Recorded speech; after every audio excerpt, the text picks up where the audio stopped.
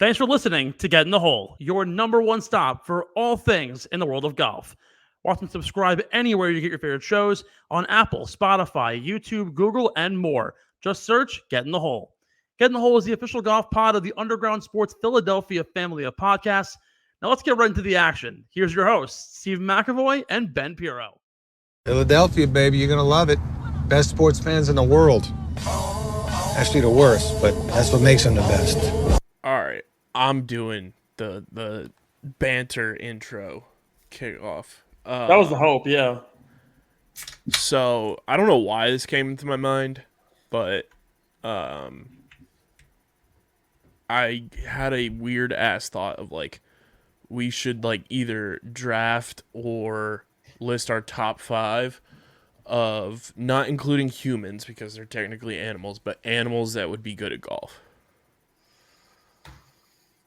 Animals that would be good at golf. I have my 1-1 pick already. And I feel like it should be I feel like we could make this the Creature Crown mascot / trophy. Like, Is the 101 a tiger? No. Because, like, that would make sense, right? That would be too easy. I think a tiger should be in the top 5 just for You know what? No, funny not ha-has. a tiger. Not a tiger. Tigger. That's a good one. Tigger would be a pretty freak athlete. I've always said this. Look, if you created an NFL roster or an MLB roster of like characters from across the multiverse dimension, from Cartoon Network to Nickelodeon to Disney, Tigger would be a stud wide receiver, and he'd be an amazing center fielder. He'd be a kick-ass DB too. I would rather have him in wideout just like at hops. He'd be a fun free safety because it's basically football center fielder. Yeah, but like a free safety though. When I think of like top, He'd get kicked out of college football for targeting. Well, like that's the thing though. Like I would rather have like, God, what's some I would rather have the Rhino from Zootopia be my free safety because he would just lay people out, and he's a freak athlete. He's the most majestic cop they have. I know what the 1-1 pick for the animal kingdom is though. A cheetah? No. All right, go ahead. Well, It's an octopus. For golf though? Yeah. Why? I'm not even saying like professionally or anything, just like the sport. No real need to carry a bag. Got hella tentacles, and they're water based. They're gonna find their balls that go in the drink real quick. It's kind of funny. Like I've always heard the joke, like, oh, if NASA wanted to find water on Mars, they should just send me to the moon. I feel like you need like a strong animal who's also limber, because it's been proven that fat people are not great at golf, aka Bryson DeChambeau. I'd have to like really like open my eyes to this. I want to know if there's an article dedicated to this. Animals who would dominate golf.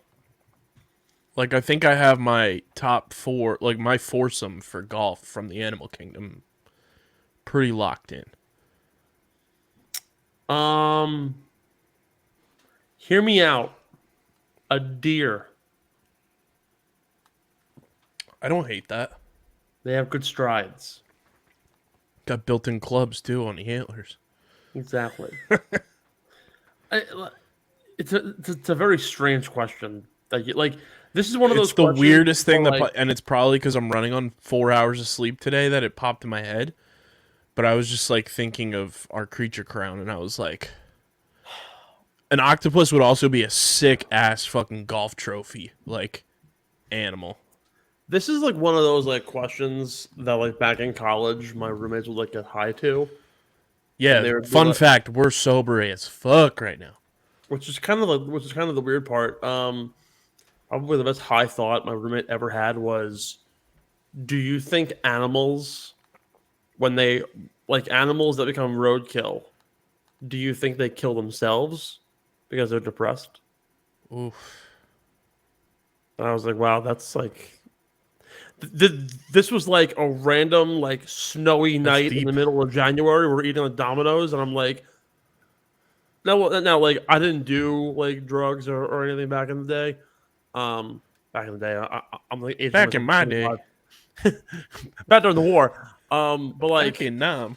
I had a few drinks in me, and I'm like, who would think of this? Like weirdo. Is it weird to think that some of the best animals at the sport of golf would be the animals you find placed around a mini golf course? Your The generic mini golf the, course that has the like, you mini know, golf courses that I go to do not have animals per se. The one that was near me was a tiki park, so it was like Hawaiian that's themed. cool. That's a cool I, theme. I think the big idea would the best golfers be the animals you find around the course. The deers. There's a fox by one golf course that I go Is that to. otter at Eastland? All right, yeah, the otter at Eastland. There's woodchucks everywhere on the east end of Long Island. Like I said, deer, Probably find alligators. turkeys. I was gonna say alligators. Yeah, I also included alligators in like the mini golf brain. Alligators could just use their tail. Just whack Yeah, it. You know who would be amazing at golf, and I'm only saying this because, uh, back when so when I was like 12, my mom bought me a Dell laptop for Christmas. And on the Dell laptop had like mini games that you could play, like Spider Solitaire and all these other things. They also had like a program that was like downloaded with it, but like you got a free trial for it, and it was Polar Bear Golf. I low key remember this. You probably do. If I can look it up and like show you it, and like they have like a We'll put bowling we'll put series it in too. post for the people too. Absolutely. If you're watching on YouTube, So like Polar Bear Golf, they also had like a bowling series. Um, like yeah, that just unlocked a deep memory. yeah, Polar Golfer Windows game. Oh yeah, it was 2006. I was like 9 then. Shit. But like the polar bear was lit, and he wore a really cool Hawaiian shirt. Yeah, I like low key remember this. They've also got a koala, I believe, in the game. Yeah, there was the polar bear. There's a walrus, a That would be fox, and a fun. moose. Moose playing golf? I don't know. I think my top 4 Animal Kingdom that came into my mind, and it'd be sick if there's an artist out there. I would love to have them commission like these 4 animals swinging a golf club with like the classic tropey golf uniform on. Yeah. Octopus, alligator / crocodile, gorilla, and a tiger. A gorilla just makes sense because they're a gorilla or a chimp or like Yeah. some sort of monkey because they're the most closely associated to humans. So like that would make sense. Like, give me a silverback gorilla on the golf course. All right, I have a really, really weird transitional segue topic. Here. Honorable mention, elephant. I don't know if an elephant could do it. They do the classic movie thing where they like suck up the water, but they suck up the golf ball and just fucking launch it.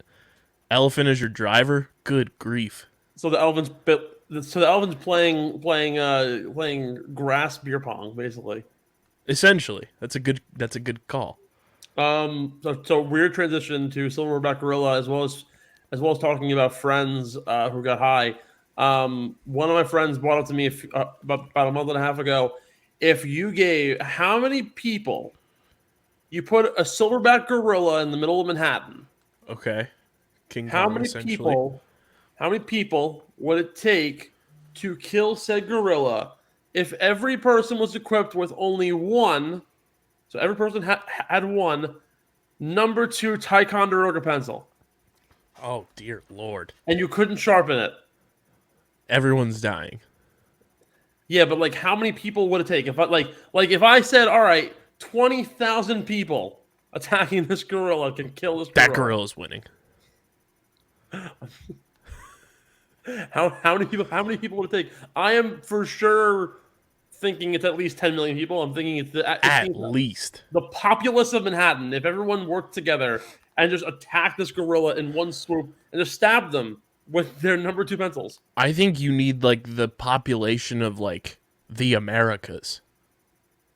Really, that much? Yeah. Well, like the Because like obviously like I don't know how thick of skin said gorilla has. I don't know the density of a gorilla's skin. But all right, look. If I gave you the population of the 5 boroughs of New York, which is about 8.5 million people, I'm still leaning gorilla. oh my god, what wins in a fight? A million lions or the sun? A million lions of the sun? In what like context is this Fight like a Mortal Kombat cage fight. The sun is going to burn everything. What if the lions? What if the lions were to attack at night? That was we used to ask that when I was in our fraternity. For every pledge that would come in, we would interview all of them before we inducted them into the fraternity, and we would ask them who would win first, the million lions or the sun. That would be one of the questions in the middle of a very serious interview. Like it'd be like, oh, like tell us about yourself. What do you do outside of school? Who would win in a fight, a million lions or the sun? And then the reply is always, what if the lions attack at night? It's not a bet. It's pretty good rebuttal. It's not I'll give rebuttal. You that. I'll give you that. That's a good rebuttal. But also, like, the heart of a lion, and then like you multiply it by a million, and all of a sudden it's like, yes. What The heart of one lion. It's so strong. Now making a million lions. So what is greater? Like, you know how in math it's like this is greater than that, and it's like X greater than Y. I'm gonna go like animal terms on you here. Okay. What's greater then? Is it the heart of a lion or that dog in them?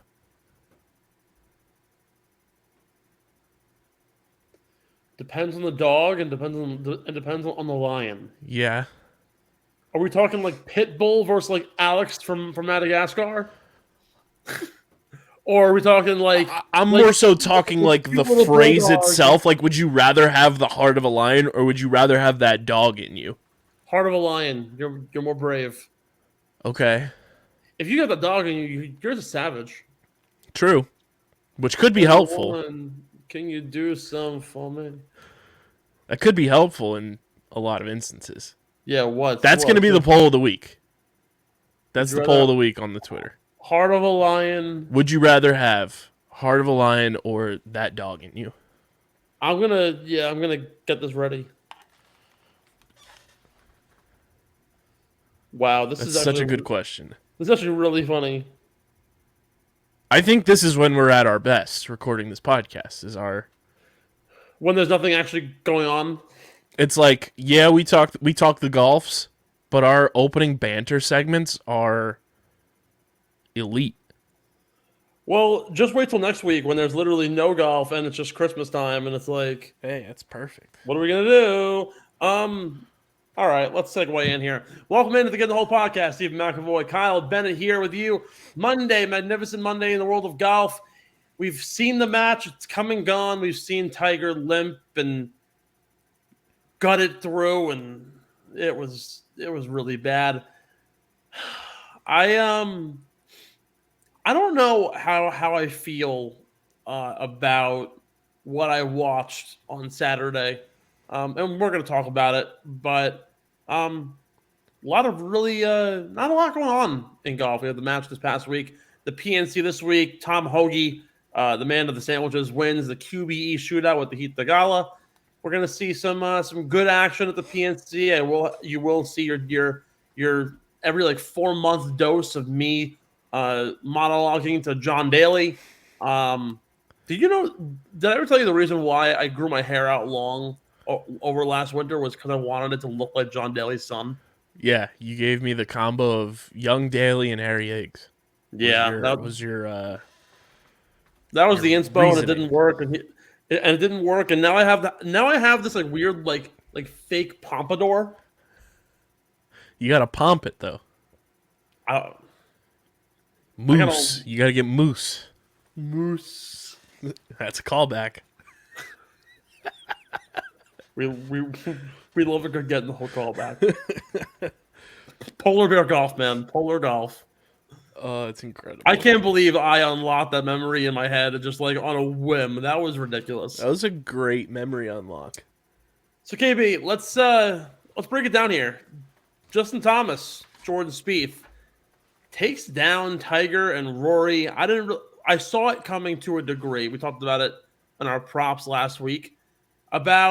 I said that JT and Jordo would go up by 3 early on. I said at the halfway mark. I thought Tiger and Rory would come back around. By the second hole, when Tiger was like, "Oh, I'm just gonna like shot shape," and all of a sudden he's doing some like weird Mac Boucher like shot shaped swingers where it's like going 85,000 feet to the right and curving back in. I was like, all right, Tiger's just doing this on the show.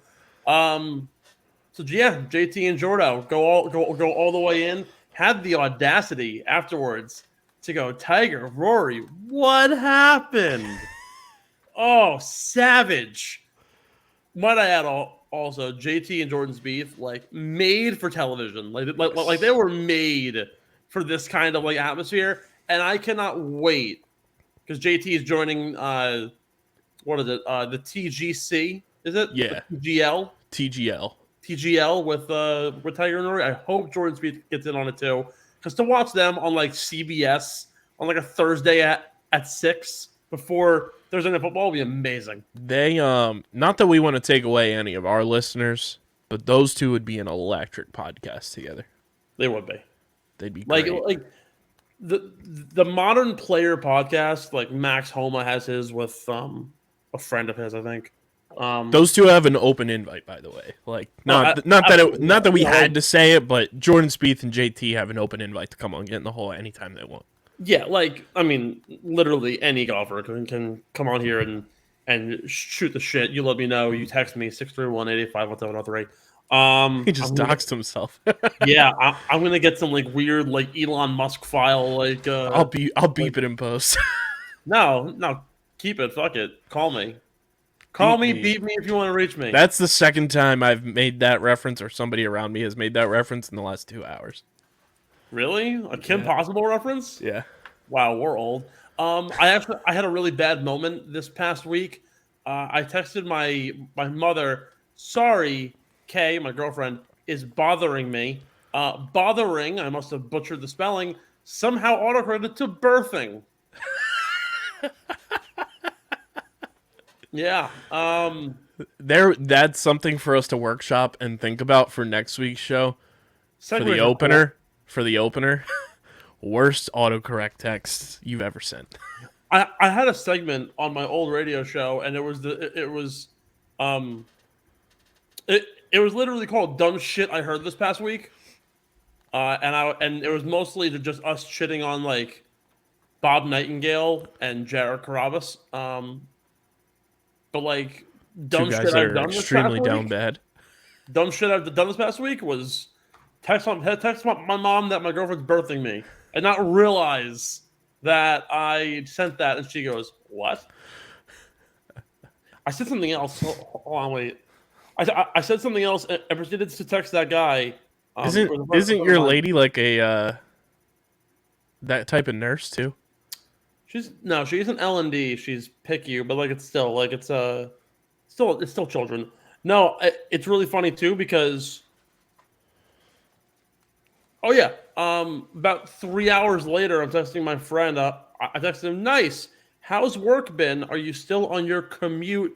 Not grinder." And he goes, I was like, "Wow, not grinder, grind." And he goes, "Yeah, I was gonna say my commute sucks, but not like that." I was like, ironically, that isn't the worst autocorrect job I've had today. That's hilarious. Which made that was better. Segues are weird. Takeaways from the match this Saturday. Not even related to Tiger because we're gonna have a whole segment related to him, but in general, thoughts, takeaways. What did we think about Saturday? Number one, great pairing of JT and Jordan Spieth. I would like to see them do this more. I think, like you said, they're made for this type of shit, and it made sense for them to be part of this. So I was a big fan of them being part of it. Secondly, big shout out to little throwback to when they were little kitties. Send me that picture. That's incredible. That was the basis behind them doing this. Yeah. They've been friends forever. Shout out to the official St. Pete Clearwater Twitter account liking all of our tweets from the match. If they want to sponsor us to go down to St. Pete and play some golf, do some content in St. Pete Clearwater, that'd be fantastic. Thirdly,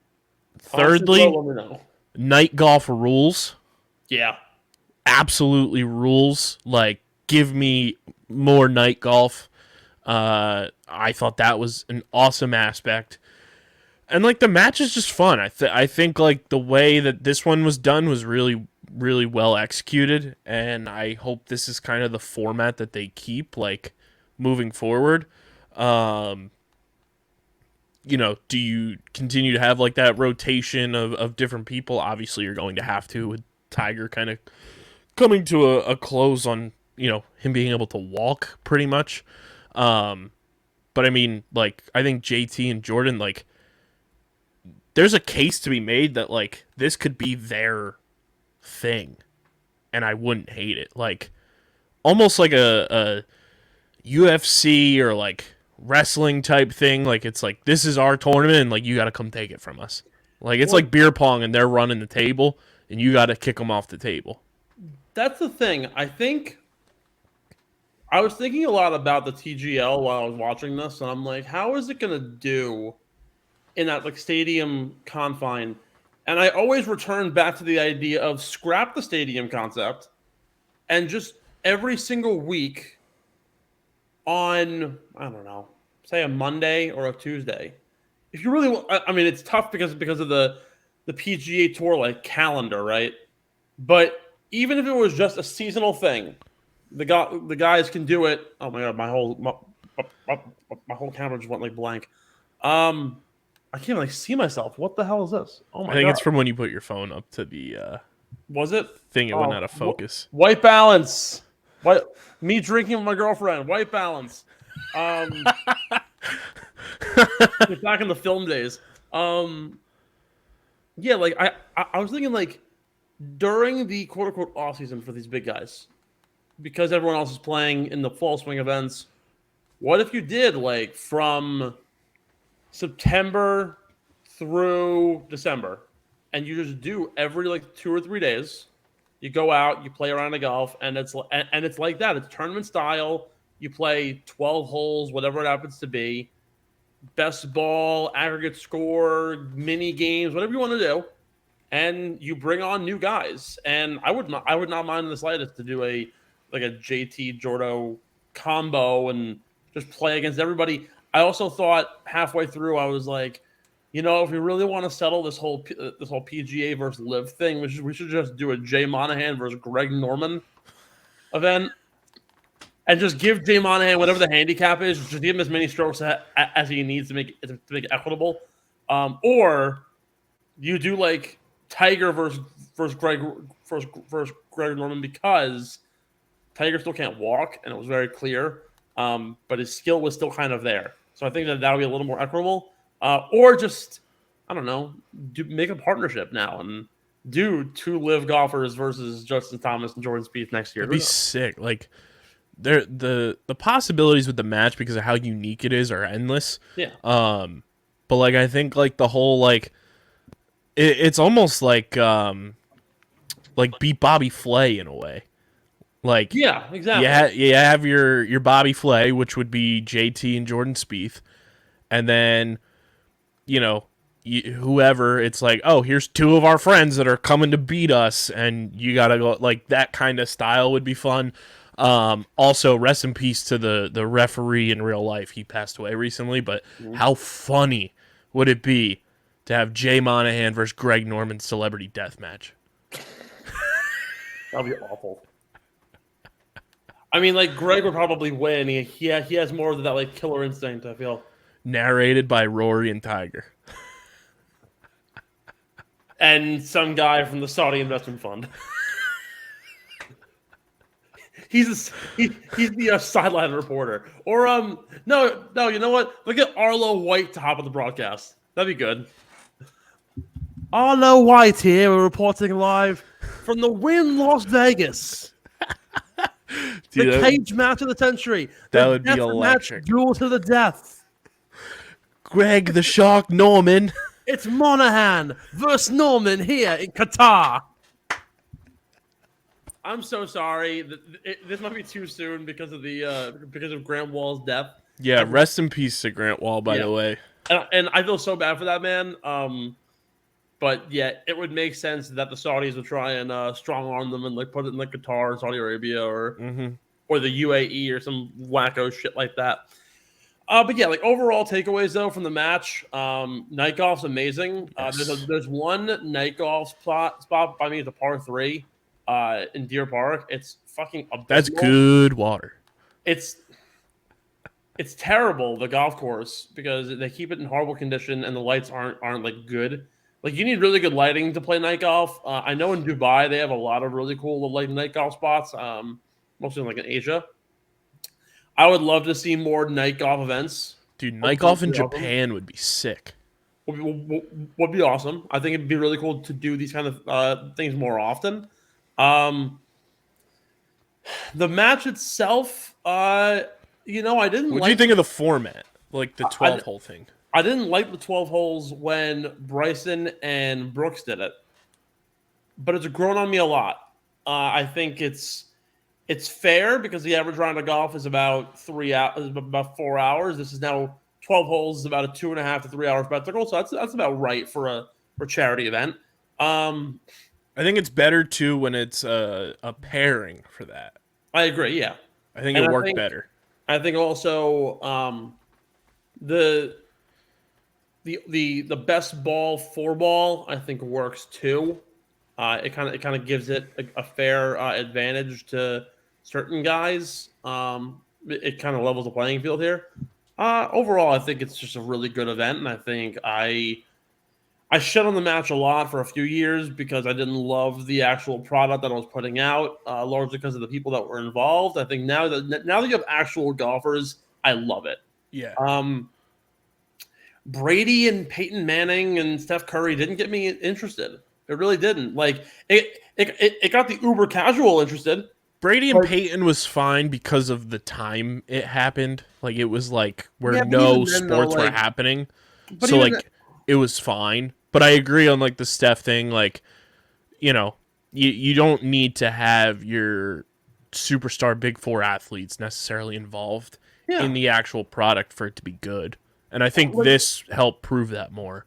And honestly, like I would much rather see an event where you might even want to do it next year. Let's just say you want to have two of the top American players in the world. You want to do another Spieth and JT, and you have them play, I don't know, 2 top international players, maybe John Rahm and Rory, and Matt Fitzpatrick, Rahm and McAvoy. You can even do like Tom Kim if you want to have young guys like come on the field. Like there's a lot of different ways to go about it, but to then be able to introduce guys that are now going to be household names, Will Zalatoris, Scotty Scheffler, Tom Kim on a hot mic would be electric. I think Tom Kim would be hilarious. He in his AirPods, he'd probably sync up both the broadcast, but then also his iPhone and play like Korean EDM through it. Like it'd be sick. Like Victor Hovland. Yeah. Just wired with Victor Hovland. This is the thing too with the match. Like we talk about it, it's on OTB with like both lacrosse leagues and stuff with the NLL and the PLL and like marketing.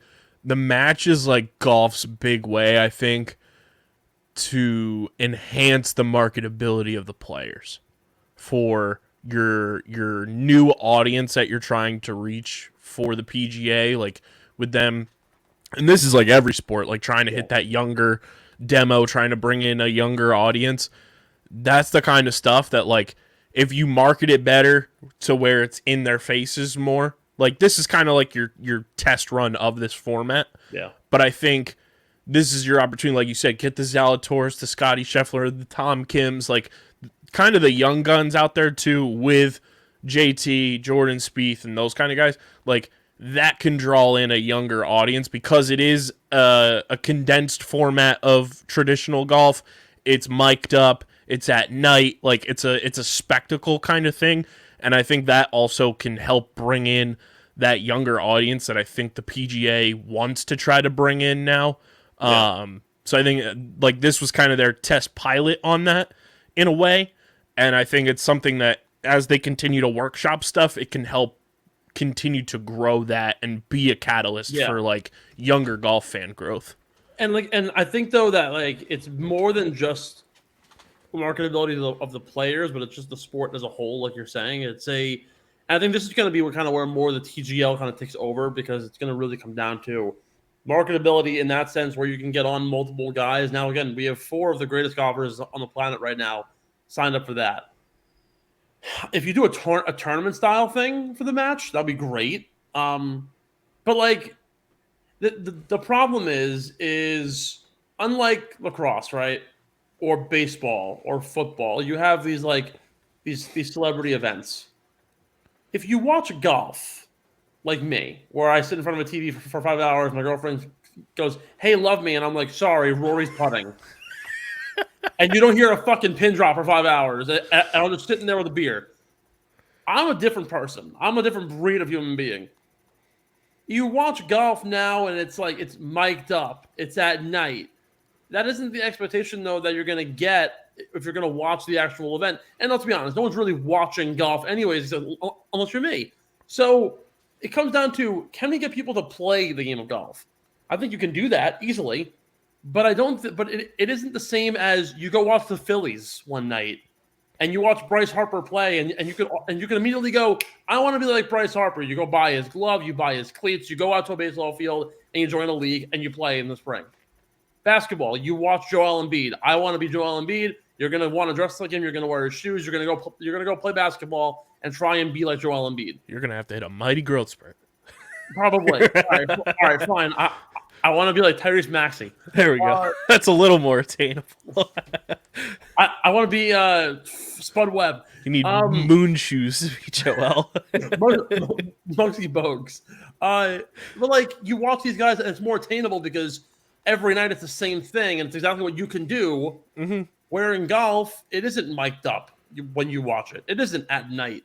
It's going to be a day sport. You have to get good at golf. It's also a lot harder to get good at golf than it is to get good at baseball and basketball. That's why I think, like, when I say, like, the marketability of the players, like, whoever you decide to bring in for the match and stuff like that, like, if this is the route that we're using as the example, like, if I'm a young, like, 12, 13, 14-year-old who, like, you know, my dad watches golf, my grandpa watches golf or whatever, and I'm like, you know what, like, I'm going to try to give this a shot. I think in that example you gave of, like, Bryce Harper, Joel Embiid, Tyrese Maxey, like, people are fans of players now a lot more, especially this younger generation, like, that is right after us, where, like, they're not necessarily fans of teams, they're fans of, like, those people. Yeah. And I think that's a huge avenue that, like, kind of gets missed in a way with golf. And sure, it's the type of sport it is. It's not high action. It's not high electricity all the time. But, like, you give somebody to root for, even if it's just a player, I think that helps so much in terms of just, like, growing that aspect of a game, no matter what the sport. So I think if you can draw in that younger crowd to be like, oh, like, that's my guy. Like, JT is my guy. Jordan Spieth is my guy. Like, Will Zalatoris, I'm going to follow him and see what he's doing on Sunday. Because I think even that is, like, a win in of itself. Like, for people watching, it's like, I'm going to follow this guy and be a fan of him. And even if I'm not watching, you know, Thursday when he tees off for the first round, I'm going to see what he's doing on Sunday. And if he's in it, I'm going to tune in. Yeah, I think the other alternative problem, and honestly, it's really the elephant in the room, is lacrosse. I was talking to DJ about this months ago. Initiatives to basically put in public parks a lacrosse net as frequent as you see a basketball court, or we're seeing now a boost in hockey rinks being built because now you can play deck hockey, you can play roller hockey, whatever it is. You're seeing more of those pop up, plus also ice rinks in the winter in New York, especially and in the Northeast, are just so commonplace that now, we can put one outside. Great. Golf, it doesn't have the luxury of being a super accessible sport where it's going to cost you $400 for golf clubs. It's the same thing as golf in comparative to, give me another ridiculously, I compare golf to like skiing and snowboarding.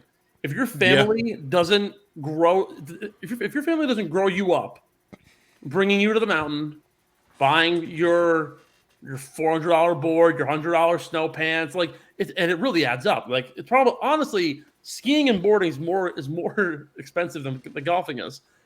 But like, even then, like, the only reason why I got into golf is because I'd go to visit my grandparents' condo in Florida, and my grandpa would be like, "Hey, let's go golf." And as a 7-year-old, I'm like, all right, sure, it's something cool to do. And then you hit that first putt, and you're like hooked. Like, I did that because it was fun, and it just happened to grow on me throughout the years, and it got better and better and better.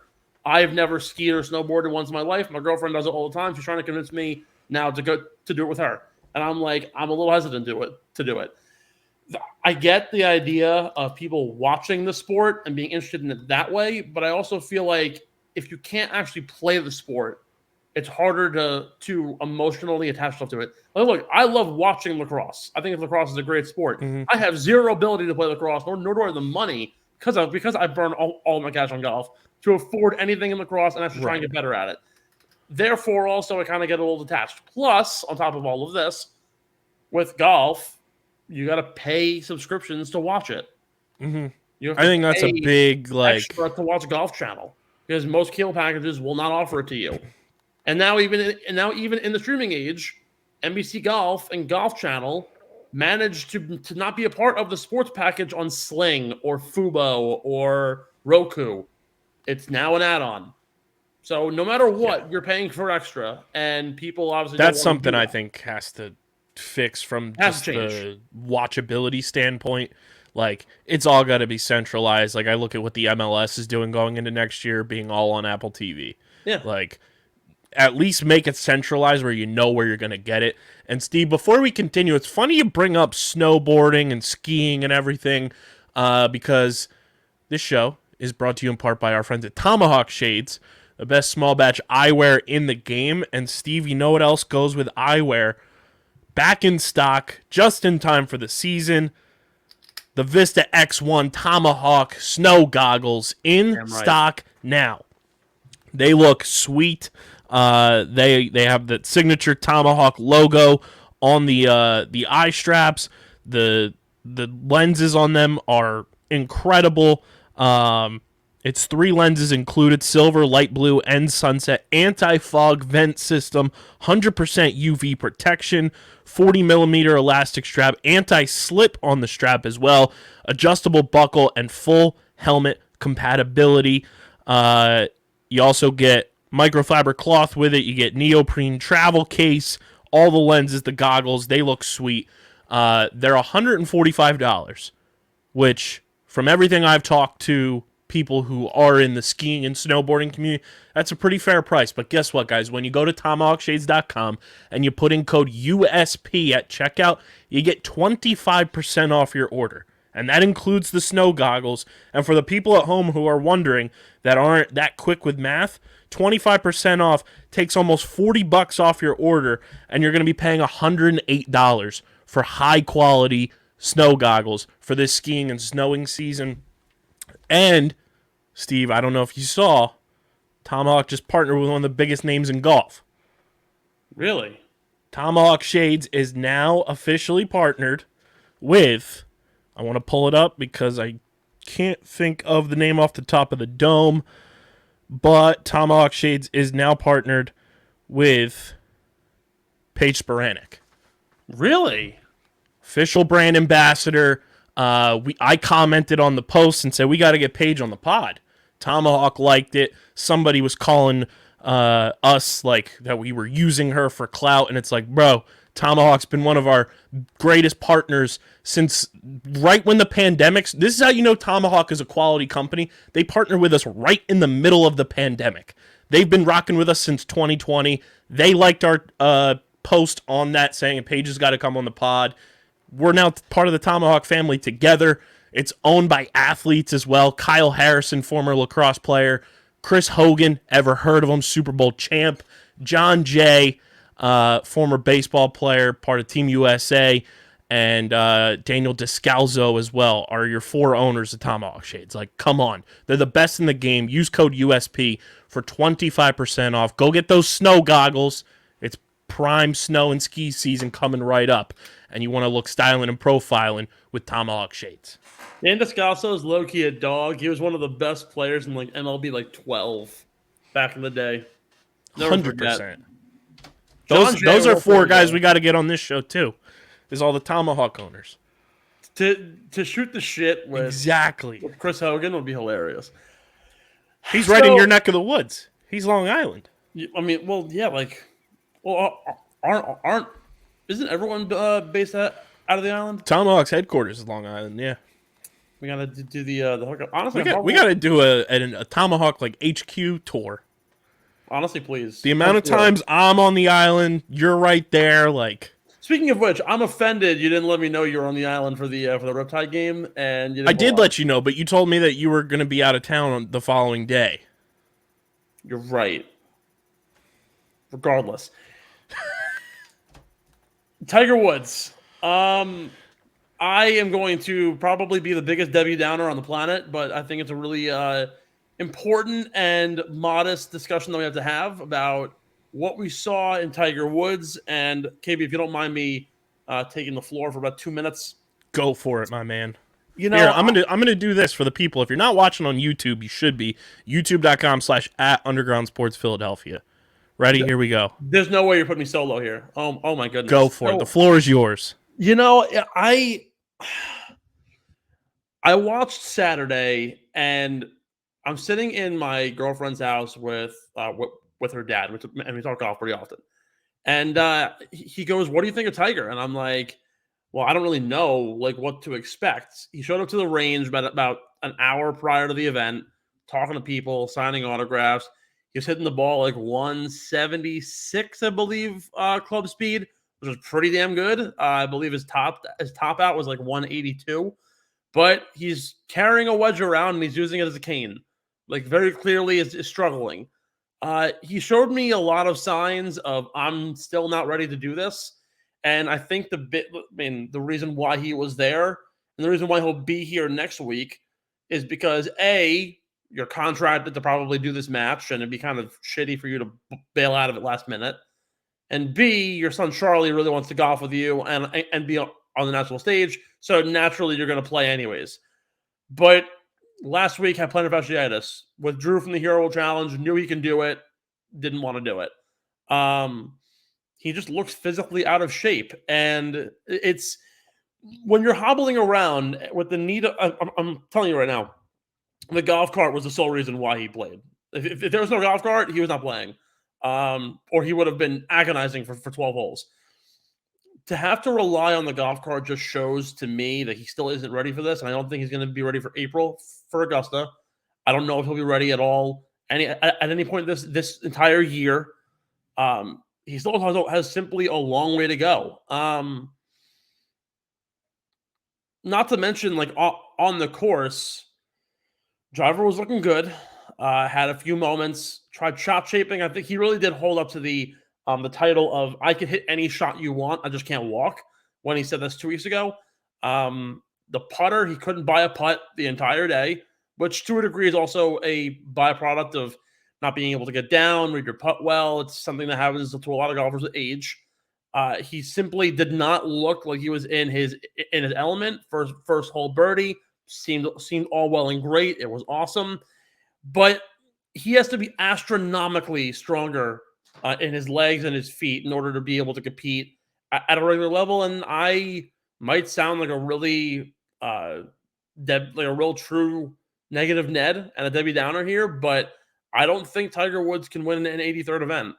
I just don't see it yet. I can't fathom it. He's already in his late 40s. It's turning into a constant like 2013-14 Tiger where it was like, I'm going to battle back injuries and leg injuries and hip replacements and like fused backs. Nothing looked good for Tiger Woods back then. And I get it. Yeah, 4 years later, he won the Masters. But that was also prior to almost getting his two legs amputated. That was prior to having to figure out his entire life now and how to walk again for 4 months. I simply don't see it. However, I think Tiger has a lot more to do before he gets back, and then that's my spiel on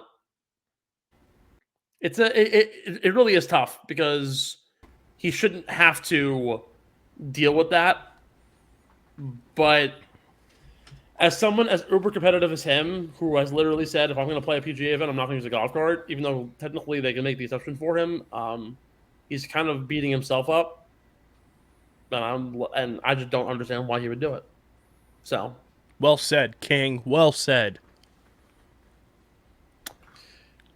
With that being said, I mean, Tiger Woods also didn't really get the backing that he needed from Rory. Rory didn't play great.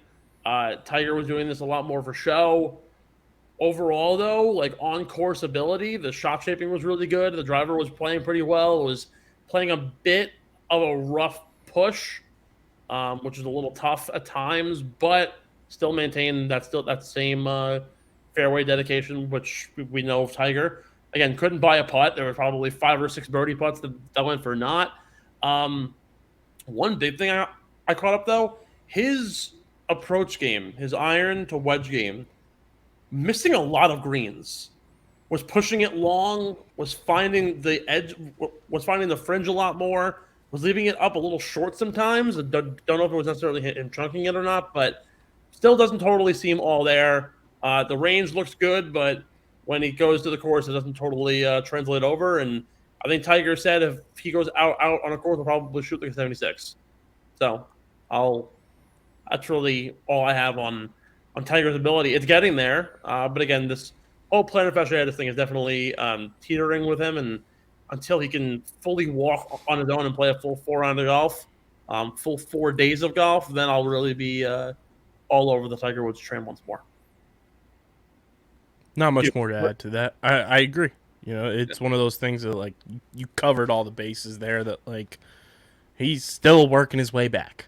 Yeah, like and look, it takes time. Like, Rome wasn't built in a day. This guy is still the fact that he was able to go and play at Augusta last year and play 4 rounds was ridiculous to me. Mind blowing. We'll just see what happens now, and he's got 4 months until Augusta now. Really more like 3.5 because we're beginning of April, but we'll see what happens. With that being said, final little segment here. PNC Championship this week. The father-son, father-daughter, brother-brother event. Lots of interesting duos coming into the PNC Championship this week. As you all know, not a true PGA event. It is a family-style event. In the past, we've seen the Dailies win, John and John Jr. We've seen JT and his father win. We've seen Tiger and Charlie win. If you recall from the last time Tiger Woods played with Charlie, Charlie looked very small and young. And now he hit the growth spurt at like 14, and now he's out driving Daddy-O. Yeah, it's weird. It's cool, though. It's because deep down the kid's going to go to Stanford in like 3 years, and it's going to be like, he is going to be his daddy, and he's going to leave after 2 years. He's going to go pro at 19, and I was going to be like, oh my God, it's Charlie Woods. And honestly, knowing me, he'll probably be at his first event, wherever it happens to be. But my God, like it. Yeah. If this kid is as real deal as he's already shown it, good luck. Yeah, and before we continue, Steve, you know it would be electric for these father-son, father-daughter, these duos to be rocking at the PNC Championship if they could? Let me think. It isn't like a thing one, thing two shirt. It's more like a PHI Apparel Co. shirt, right? Exactly, our friends at PHI Apparel Company. The official merch providers of Underground Sports Philadelphia, all of our podcasts. You guys, they're the best in the game. Right now, I don't know how much longer it's going to be up, but there is kind of a factory error get in the whole shirt available right now about a guy. Maybe he's got the same name as the print that's on the shirt. Go check it out because I don't know how much longer it's going to be up because we are dropping hoodies very soon with that same logo, just a little bit smaller. So those should hopefully be up by the end of the week. But there's no doubt about it that when you're rocking the official Get in the Hole merch, you're going to stand out in the crowd. You're going to stand out at the golf course, the bar, the clubhouse, wherever you may be taking in your golf game. So you guys can use code UNDERGROUND for 10% off when you shop at phiapparel.co. That's phiapparel.co. Use code UNDERGROUND for 10% off. It's the best and easiest and most effective way to support everything we're doing at Underground Sports is buying our merch. It's the number one way to support us directly. So go get your merch, support us, and use code UNDERGROUND for 10% off. That's how they know that you guys are coming from us, too, is when you use that code. So make sure you use the code at checkout. All right. Some duos we're going to go over here. We'll do a little would you rather, better or worse, in this edition of Beer Money. The ad reads are like rolling in, and it's kind of funny. I feel like it's like a WFAN like episode. Beer Money brought to you by our friends over at Kenwood Beer. Kenwood Beer, Philadelphia's #1 ultimate light beer. Grab your sweatshirts, grab your beanies. It's Christmas time. And for our Philly people, I don't know if you saw this, Steve. What? Big Kenny's, the 16-ounce boys, now available at the Wells Fargo Center. Yeah, when are we going to Sixers next? Come on down. Sixers, Knicks, we got Flyers, Rangers, we got Flyers. If there's one Philly team that I cannot fucking stand, it's the Flyers. If there's one time you want to see the Rangers win, bring me because I've never seen the Flyers win in person. So there you go. Also, when you're going to your Philadelphia Wings games too, in the month of January when they start their home games, go get your Big Kenny's at the Wells Fargo Center. Get your refreshed 15-pack Kenny's at your local liquor stores, and use that all-new and improved Kenny tracker to see who's got Kenwood beer on tap in the Philadelphia area. Got to be 21 or older to do so, and of course, please drink responsibly. You know, I'm so upset because the Flyers are playing against the Rangers on the 17th, but I'm doing a holiday party that day. So am I. Damn it. It's beer miss at my place. That'll be fun. I got a kick-ass holiday sweater. You know what? I've got to schedule this before we do anything. Oh, February 6th, my birthday. The Flyers are playing the Islanders. You know, the one time I never fucking root for Carter Hart, ever. Carter Hart. Cata fat. You gotta admit though, he's pretty good. The Delco dads are probably going nuts over him. All right, March 1st, it's a Wednesday night. Flyers versus the Rangers. We're gonna try and make this happen. That's gonna be a shitty drive. To go there all the way back to Manhattan would be awful. You know what you should come for? Because I think our boy DJ is coming for it as well. What's happening? Philadelphia Wings at the Wells Fargo Center, taking on the New York Rippies, the Riptide. Saturday, March 4th, morning lacrosse, 11:30 a.m. And I think there's a Sixers game at night, so it's a double game. Hold on, which day is that? March 4th. March 4th. I'm looking at the Sixers schedule now. It's either the Sixers or the Flyers. March 4.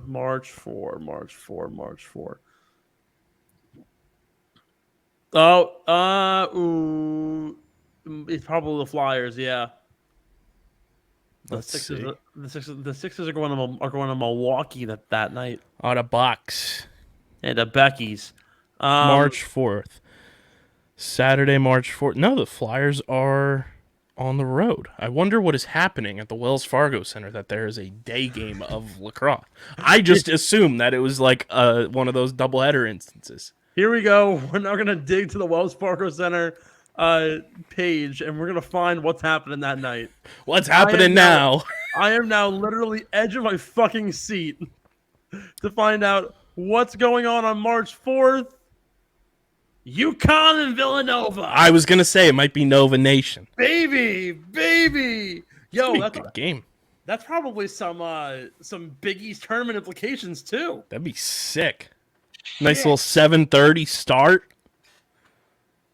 And you know what? Honestly, the next day, bro, Red Wings versus the Flyers, and then I'll go home. Bang. Go watch Dylan Larkin just shit on Cat a Hat. Speaking of octopuses, that is a callback, ladies and gentlemen. The Red Wings mascot. God damn it, we're killing it today. Oh my god, I'm gonna throw you the kitchen sink now. Beer money version, PNC Championship. Would you rather the Dailies or the Woodses? Soo-wee. This is a good one because I feel like the young bulls are gonna be carrying the squads. Charlie and John Jr. I like this question.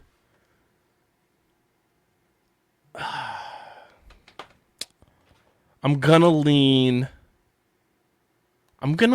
Woods. I'm going with the Dailies. I am going to root for the older heads, and I think it's a pretty fair. I do like that comparison, like that head to head though. Just because John Daly Jr. cannot swing a golf club without his hat falling off. Older players, two sets that are legends in the game of golf. Gary Player and his grandson Jordan, who's actually a aspiring pro, versus Lee Trevino and his son Daniel, who used to be a former college golfer. Well, why not going into like finance? Something to keep in mind. Gary Player is, I think, peaking at like 86 now, 87. Trevino is my grandma's age at like 82, 83. Give me the Playboys. I'm going with the Playboys. The Players? What up, player? Now, here's the big thing. Because all four of these guys are all avid golfers, two of which we just saw just knock out a bunch of old heads, Rory McIlroy and Tiger Woods. JT and his dad Mike, or Jordan Spieth and his dad Sean? The Spieth versus Thomases. Mike Thomas versus Sean Spieth. I'm going strictly based off of name. All right, well, Sean is spelled Shawn, real Texan way. Yeah, it is real Texan spelling. And Mike Thomas is not Michael Thomas like the Saints wide receiver. Right, not Mike slant Thomas, boy. Not like slant boy. It's Mike Thomas like the Jacksonville wide receiver. Fair. Key difference. He was also a stud in Madden 10. I'm going to go JT and Mike Thomas strictly for initials alone. Can't really shorten Jordan Spieth's dad's initials. Yeah. Pretty problematic. The Thomases are past winners, so I will happily take them. Battling out from the Champions Tour, Bernard Langer and his son Jason, or Vijay Singh and his son Kas Singh, who I believe... Oh, that's a great name. Kas is a college golfer, I think. Give me the Singhs. Where does Kas go? I want to say it's Kas. It's Qass. I really hope I'm not butchering his name. That's an awesome name. I don't think I am. Where's his wiki? Come on. Give me something here. He's a pro golfer. He's on YouTube. I have no idea anything else about the Singh child outside of the fact that he's a pro golfer. I found his PGA Tour page. Oh, see, at least someone can actually navigate the interwebs better than me. Now, will it load? That remains to be seen. Because My internet has been. Uh, yes, it is Kas. Because it is Muslim. So It's an that is awesome correct. name. Like, That is a great name. VJ and um, Kas. yeah, give me VJ and Koss, hands down. I completely agree with you there. Uh, I believe are they both He's on playing? Twitter. Is he? Get me there. Does he All tweet? right, No, he hasn't tweeted since 2014. here we That's go. a bummer. The only female male duos, Nelly Corda and her dad Peter. Now, fun story about Peter Corda Peter and Corda. just the Corda family as a whole, right? Freak athletic family. I had to have talked about this I at don't know some if you. juncture in the past. Now, Nelly and obviously Whoa. Nelly Corda Whoa, Nelly. and her sister Jessica are both pro golfers, obviously. Their brother Sebastian, who's their younger brother, is the winner of the 2018 Australian Open and is a pro tennis player. Went toe to toe with Roger Federer this past year. And their parents, Peter Korda and Regina Rakhtova, are both former competitive pro tennis players. All five of them are athletes. Love to see it. And I believe Regina has also won a Grand Slam. That's electric. Sorry, her father is a tennis Grand Slam champion who won the 1998 Australian Open crown, and Sebastian won the 2018 in the boys division. Obviously, Jessica is older, so it's Jessica, Nelly, and Sebastian. But it's the Cordas, Peter and Nelly, against Annika Sorenstam and her son, Will McGee. Give me the Cordas. Yeah, the Cordas are the elite family of golf, in my opinion. Here we go. Remember throwback when I told you the kitchen sink? That, my friend, is a throwback.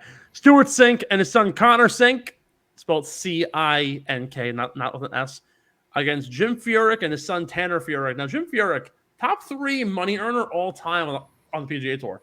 Pretty nuts. You know what? Give me Jim Furyk. I'm taking the Sinks. I'm sorry, Jim.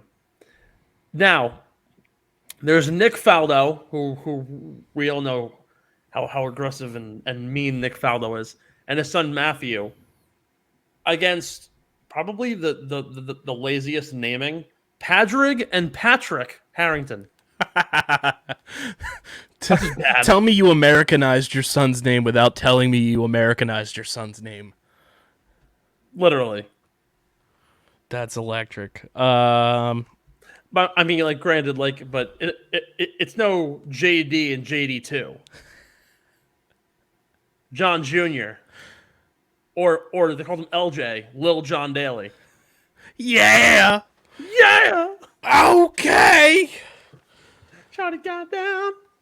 What? Give me the Faldos. Whenever I hear Lil John, I think of the Lazy Town meme.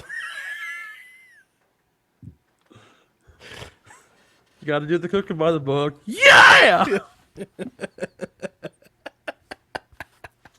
Somehow Photoshop Lil John on my face when I say that. Oh my God. There are other great golf families as well. Marco Mira and his son Sean. Nick Price, former world number 1, and his son Greg Price.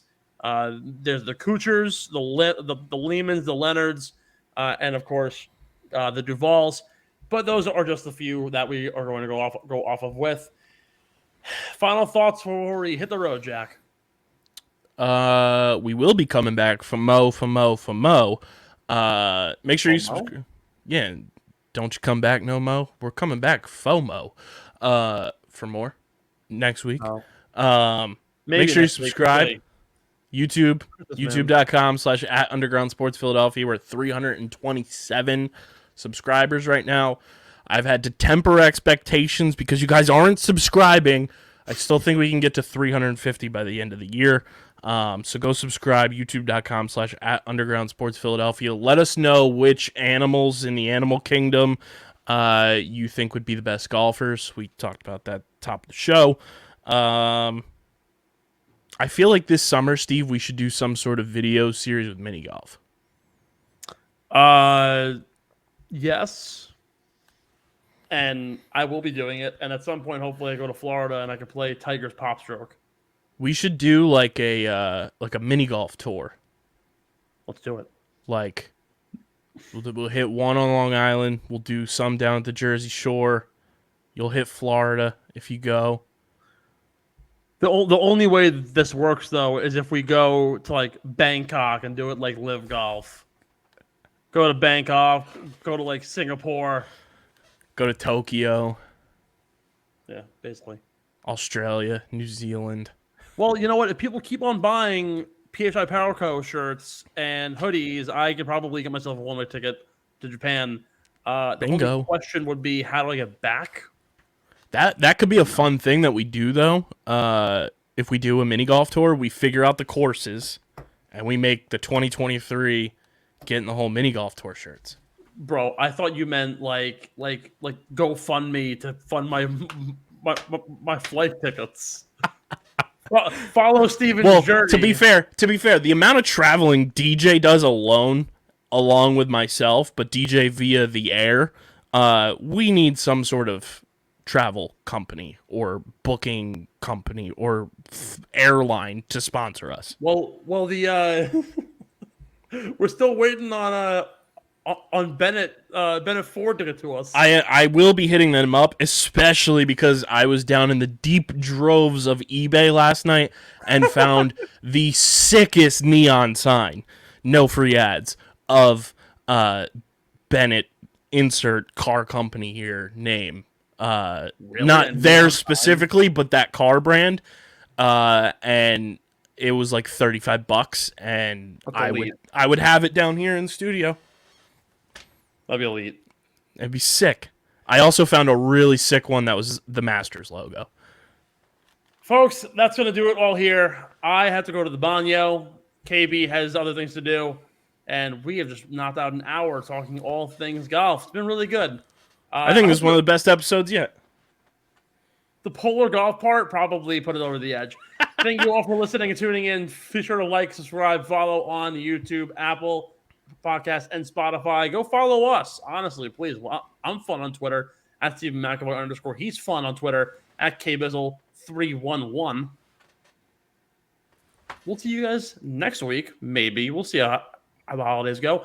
But if we don't see you, if we don't talk to you, please, happy holidays, Merry Christmas, Happy Hanukkah, Happy Kwanzaa. And for those of you who celebrate, happy fucking Festivus. It's going to be a bomb. Yes. It's going to be amazing. Happy Boxing Day as well.